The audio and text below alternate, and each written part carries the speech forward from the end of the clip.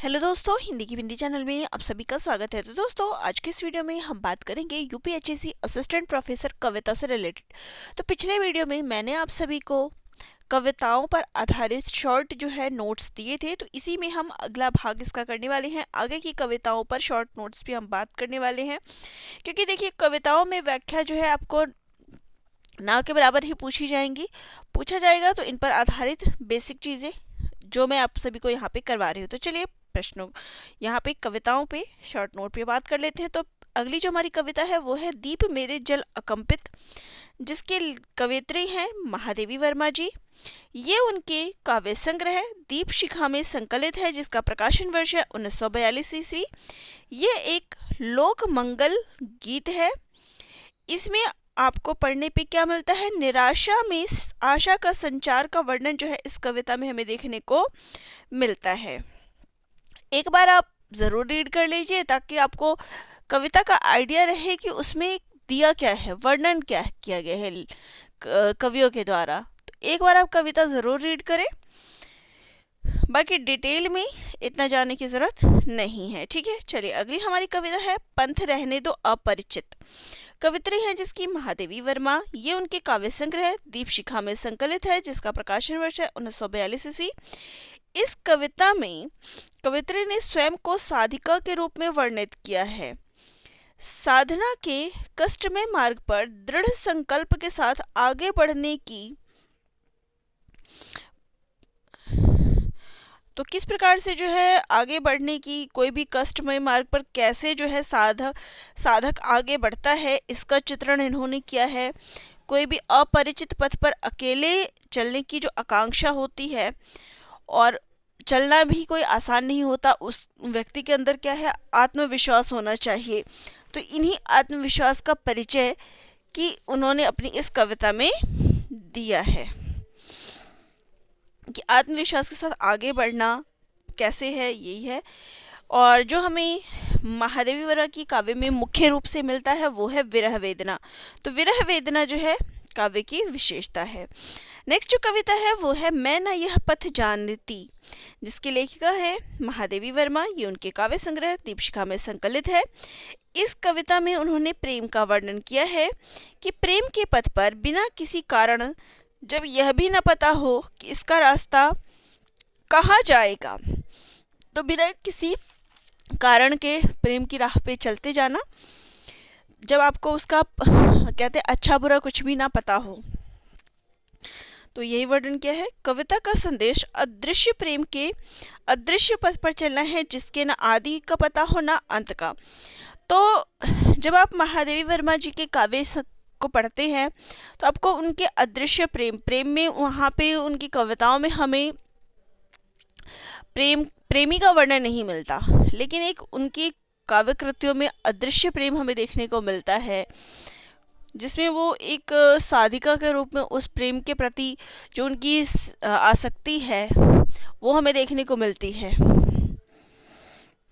Next जो कविता है वो है सब आँखों के आंसू उजले, जिसकी लेखिका है महादेवी वर्मा। ये उनके काव्य संग्रह दीप शिखा में संकलित है।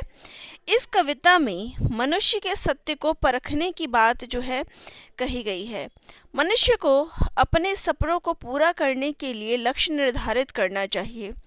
लक्ष्य के द्वारा ही मनुष्य अपने जीवन में सफल हो सकता है। तो क्या है कि जब भी आप कोई काम करना चाहते हैं, सपोज़ अभी अगर मैं एक छोटी सी बात करूं कि आपकी ये परीक्षा होनी है असिस्टेंट प्रोफेसर की, आपका लक्ष्य क्या है, असिस्टेंट प्रोफेसर बनना। आप सभी उस तैयारी में जुटे हैं।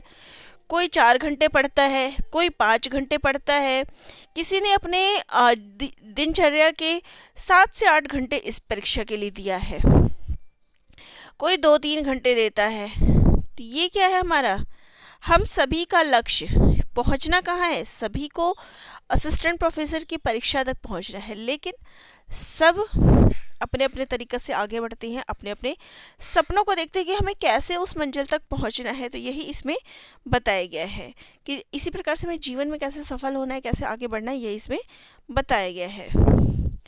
नेक्स्ट जो हमारी कविता है वो है मैं नीर भरी दुख की बदली, जिसकी लेखिका है महादेवी वर्मा। ये उनके काव्य संग्रह। देखिए अभी तक जो हमने कविता पढ़ी वो दीपशिखा में संकलित थी, और ये जो कविता है ये उनकी काव्य संग्रह सांध्य गीत में संकलित है, जिसका प्रकाशन वर्ष है 1936 ईस्वी। बाद में इसी कविता को यामा में भी संकलित किया गया है। कवित्री ने इसमें स्वयं को नीर भरी दुख की बदली कहा है। बदली यानी बादल, तो बादल जो होता है वो जल से भरा होता है। उसका जल केवल उसी के लिए नहीं होता, बल्कि जो बादल होता है उसका जल संपूर्ण संसार के लिए होता है। संसार के लिए बादल बरसता है। तो उसी प्रकार से जो करुणाशील व्यक्ति होते हैं वो केवल अपने बारे में नहीं सोचते, वो अपना करुणा का जो जल है वो संसार में सभी पर बरसाते हैं, सभी के लिए खुशियाँ, सभी के लिए अच्छी की बात सोचते हैं। ठीक है, कवि का स्वयं का निजी सुख दुख नहीं होता। तो कवि भी जब अपनी कविता रचना जब लिखता है तो उसका स्वयं का सुख दुख नहीं होता। वो जो संसार होता है, लोगों के दुख की भावना, सुख की भावना, क्या लोग सोचते हैं, इन सभी का जिक्र उनके काव्यों में मिलता है। नेक्स्ट है दीप तेरा दामिनी। तो ये भी क्या है, महादेवी वर्मा जी की काव्य रचना है। ये उनके काव्य संग्रह है, सांध्य गीत में संकलित है। अब दामिनी क्या होता है, तो दामिनी का मतलब क्या होता है, दामिनी का तात्पर्य होता है बिजली। तो इस कविता में उन्होंने बिजली के रूप में चित्रण किया है कि एक गृहिणी नायिका का चित्रण दामिनी नायिका के रूप में इसमें उन्होंने दिखाया है। नेक्स्ट जो कविता है वो है देव अब वरदान कैसा। महादेवी वर्मा की भी कविता है। ये उनके काव्य संग्रह सांध्य गीत में संकलित है। इस कविता में उन्होंने विरह वेदना का वर्णन किया है। अज्ञात प्रियतम से मिलन और विरह का वर्णन इस कविता में हुआ है। कवित्री के जो व्यथा है उसका वर्णन हमें यहाँ पे देखने को मिलता है। नेक्स्ट हमारी कविता है अंधेरे में। ये आप यूजीसी नेट के सिलेबस में भी पढ़ चुके हैं, जिसके रचयिता है मुक्तिबोध, और कई आपने परीक्षाएं दी होगी, उन सभी में अंधेरे में कविता तो आती ही है, तो सभी को अच्छे से इस कविता के बारे में पता है। ये चांद का मुंह टेढ़ा है में संकलित है, जिसका प्रकाशन वर्ष है 1964 ईस्वी। ये लंबी कविताओं में आता है। ये करीब 40 पृष्ठों की एक कविता है, मुक्तिबोध की अंतिम कविता है। ये 1952 से 62 के बीच में लिखी गई और संशोधन जो है इसका 1962 में किया गया। पहले इसका प्रकाशन जो है आशंका के द्वीप नाम से किया गया, कल्पना पत्रिका में 1964 में। तो कई बार पूछ लेते हैं कि इस कविता का पहले नाम क्या था, तो ये कविता पहले आशंका के द्वीप नाम से छपी थी। इसमें फैंटेसी का प्रयोग जो हमें देखने को मिलता है, शोषित वर्ग का चित्रण हमें देखने को मिलता है। तो देखिए अधिकतर जो आपने कविता कहानी ये पढ़े हैं उसमें गरीब शोषक वर्ग को टारगेट किया होता है, लेकिन जो ये कविता है इसमें उच्च मध्य वर्ग के व्यक्ति का संघर्ष दिखाया गया है, जो एक और सामाजिक व्यवस्था से लड़ता है और दूसरी तरफ सुख सुविधाएं भी छोड़ना नहीं चाहता। तो जो उच्च वर्ग का उच्च मध्यम वर्ग का जो व्यक्ति होता है वो उसको सभी समाज की जो व्यवस्थाएं होती है उसमें भी परेशानी होती है बहुत सारी चीज़ों को लेके, और दूसरी तरफ जो है वो आगे की सुख सुविधाएं भी देखता है कि मुझे सारी सुख सुविधाएं भी मिले। तो व्यक्ति का जो है संघर्ष में देखने को मिलता है। व्यक्ति के मन का द्वंद्व इस कविता में बताया गया है। नेक्स्ट हमारी कविता है असाध्य वीणा, जिसके कवि हैं अज्ञे जी। ये उनके काव्य संग्रह आंगन के पार द्वार में संकलित किया गया है, जिसका प्रकाशन वर्ष है 1961 ईस्वी। ये भी लंबी कविताओं के अंतर्गत आता है। 321 पंक्तियों की ये लंबी कविता है। ये जापानी लोक कथा पर आधारित है। अब यहाँ से जो प्रश्न पूछा जाता है वो यही है कि यह कथा जो है आकोकुरा की पुस्तक the book of taming of the harp शीर्षक से संग्रहित है। तो किस पुस्तक में संग्रहित है, किस शीर्षक से संग्रहित है, तो ये अधिकतर इस पर पूछ लिया जाता है। तो ये चीज़ हो गई।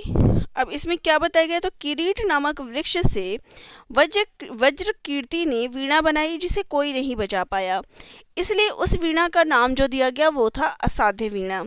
परंतु अंत में केशकम्बली प्रियमवंद ने इसे बजाया और उससे ऐसी ध्वनि निकली जो लोगों को अलग अलग सुनाई पड़ी। तो यहाँ असाध्य वीणा को जीवन के प्रतीक के रूप में दर्शाया गया है। नेक्स्ट जो कविता है वो है नदी के द्वीप, जिसके कवि हैं अज्ञेय जी। ये उनके काव्य संग्रह हरी घास पर क्षण भर में संकलित है, जिसका प्रकाशन वर्ष है 1949 ईस्वी। ये एक प्रतीकात्मक कविता है।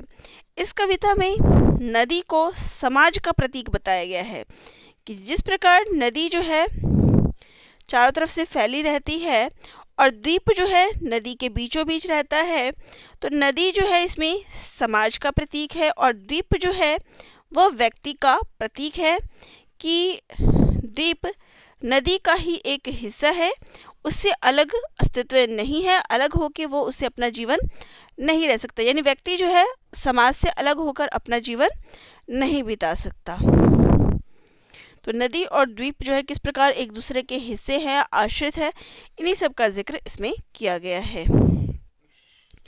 नेक्स्ट जो हमारी कविता है वो है हिमालय, जिसके रचयिता है दिनकर जी, जिसका प्रकाशन वर्ष है 1933 ईस्वी। ये उनके काव्य संग्रह रेणुका में संकलित है, जिसका प्रकाशन वर्ष है 1935 ईस्वी। अब जैसे कि नाम से ही आपको प्रतीत हो रहा है हिमालय कविता, तो इस कविता में हिमालय को संबोधित किया गया है और स्वतंत्रता आंदोलन की बात जो इसमें कही गई है। हिमालय को भारत के गौरव का प्रतीक मानकर आह्वान किया गया है। तो देखिए, जैसे भी परिस्थितियां हों, अगर हिमालय की बात करें तो हिमालय किस प्रकार से भारत की जो रक्षा करता है, हवाओं से, मानसून, अलग अलग चीज़ों से आपने पढ़ी है, दुश्मनों से, कैसे हर चीज़ में हिमालय जो है हमारी रक्षा करता है। तो इसमें हिमालय को भारत के गौरव का प्रतीक जो है इसमें करके आह्वान किया गया है, बुलाया गया है। ये राष्ट्रभक्ति परक कविता है। नेक्स्ट जो हमारी कविता है वो है आग की भीख, जिसके कवि हैं दिनकर जी। प्रकाशन वर्ष है 1943 ईस्वी। ये उनके काव्य संग्रह सामधेनी में संकलित है, जिसका प्रकाशन वर्ष है 1947 ईस्वी। अब इसका प्रकाशन वर्ष क्या है? 1943 ईस्वी। तो स्वतंत्रता से पूर्व लिखी गई कविता है। जब देश में माहौल की बात करें तो उस समय जो 1943 का समय था, तो देश का माहौल बिल्कुल खराब था। सब जगह प्रदर्शन जारी थे, जनता आक्रोश से भरी हुई थी। ऐसे समय में दिनकर जी ने अपनी ये कविता लिखी है। तो एक तरफ इस कविता में हमें देश की जो दयनीय स्थिति है उसका चित्रण देखने को मिलता है। भगवान से अपने देश के हित के लिए वरदान की भीख मांगना जो है इसमें दिखाया गया है कि भगवान से भीख मांग रहे हैं कि सारी बुराइयां जो है वो खत्म हो जाए, दूर हो जाए। नेक्स्ट जो हमारी कविता है वो है दिल्ली और मॉस्को। इस कविता का रचयिता है दिनकर जी। ये उनके काव्य संग्रह सामधेनी में संकलित है, जिसका प्रकाशन वर्ष है 1947 ईस्वी। इस कविता का प्रकाशन वर्ष है 1945 ईस्वी। कविता में मॉस्को की वंदना की गई है। तो एक तरफ इसमें दिल्ली का वर्णन है, देखिए दिल्ली और मॉस्को, तो एक तरफ इसमें दिल्ली का वर्णन हमें देखने को मिलता है, वहीं दूसरी तरफ हमें इसमें मॉस्को का वर्णन देखने को मिलता है। और इस कविता में मॉस्को की वंदना की गई है। मॉस्को को लाल भवानी कहकर पुकारते हैं और देश के साम्यकारी क्रांतिकारियों का स्वागत करते हैं। परंतु दिल्ली को याद करके कवि के हृदय पर चोट लगती है कि जो लोग मॉस्को की वीरता के प्रशंसक हैं, वे दिल्ली के सत्याग्रहियों का साथ क्यों नहीं देते। तो अगली जो हमारी कविता है वो है जयप्रकाश, जिसके रचयिता हैं कवि दिनकर जी, जिसका प्रकाशन वर्ष है 1946 ईस्वी। ये कविता भी उनके काव्य संग्रह सामधेनी में संकलित है। ये कविता एक ओजपूर्ण कविता है और जयप्रकाश जैसे कि नाम से ही पता है, तो इस कविता में उन्होंने लोकनायक जयप्रकाश नारायण के बारे में बताया है। यह कविता दिनकर जी ने 1946 में जय प्रकाश नारायण के जेल से रिहा होने के बाद लिखी थी और पटना के गांधी मैदान में उनके स्वागत में आए लोगों के सामने उन्होंने ये कविता पढ़ी थी। नेक्स्ट जो हमारी कविता है वो है राही और बांसुरी। जिसके रचयिता हैं कवि दिनकर जी। प्रकाशन वर्ष है 1946 ईस्वी। ये उनके काव्य संग्रह सामधेनी में संकलित है। इस कविता में राही और बांसुरी, जैसे कि दो नाम आपको प्रतीत हो रहे हैं, तो राही और बांसुरी के बीच का वार्तालाप जो हमें दिखाया गया है कि राही के लिए बांसुरी की कोई कीमत नहीं है, वो इसे व्यर्थ समझता है, और बांसुरी के माध्यम से बांसुरी की स्थिति व्यथा का चित्रण इसमें किया गया है। तो दोनों ही स्थितियों का इसमें हमें चित्रण किया गया है, राही की और बांसुरी की, दोनों के बारे में अलग अलग चीज़ें हमें इसमें बताया गया है, दोनों के बीच का वार्तालाप बताया गया है। नेक्स्ट है सिंहासन खाली करो जनता आती है, जिसके कवि हैं दिनकर जी। प्रकाशन वर्ष है इस कविता का 26 जनवरी 1950। तो दिन से आपको पता चल रहा है कि ये कविता जिस दिन लिखी गई थी उस दिन हमारे देश का संविधान लागू हुआ, और ऐसे ही सुनहरे अवसर पर हमारे ये कविता लिखी गई है। तो लोकतंत्र में जनता का स्थान जो है सर्वोपरि होता है, और लोकतंत्र के उदय के पश्चात जनता के लिए सिंहासन खाली करने की बात जो है कही गई है कि जो जनता है वो कैसे वर्षों से गुलामी की जंजीरों में जकड़ी हुई थी, लेकिन अब क्या है, हमारे देश में लोकतंत्र स्थापित हो गया है लोगों का कि जो, इसलिए अब सिंहासन खाली करो तुम लोग, क्योंकि जनता का जो राज है वो हो गया है, अब प्रजातंत्र शुरू हो गया है। नेक्स्ट जो कविता है वो है कलम आज उनकी जय बोल, जिसके रचयिता है कवि दिनकर जी। देश प्रेम और राष्ट्र भावना से ओतप्रोत ये कविता है। देशभक्तों के बलिदान का वर्णन इसमें किया गया है। क्या देखिए, कविता के भाव से ही पता चल जाता है, कलम आज उनकी जय बोल, तो आज उनकी जय बोलो जिन्होंने हमारे देश के लिए बलिदान दिया है, कुर्बानी दी है। कलम यानी रचनाकार अपनी रचना के माध्यम से ऐसे देशभक्त का अभिवादन करते हैं, उनकी जय बोलने के लिए कहते हैं जिन्होंने अपने देश के लिए प्राण न्यौछावर कर दिए। रामधारी सिंह दिनकर की यह कविता नंद किशोर नवल द्वारा संपादित दिनकर रचनावली 11 में संकलित है। यह आज़ादी की लड़ाई में शहीद हो गए बलिदानियों की याद में लिखी गई कविता है। और आज के वीडियो में हम इतने ही कविताओं को लेते हैं। नेक्स्ट वीडियो में बाकी की कविताएं मैं ले लूँगी। तो वीडियो जिनको अच्छी लगी हो चैनल को एक बार लाइक शेयर सब्सक्राइब कर दीजिएगा। मिलते हैं नेक्स्ट वीडियो में।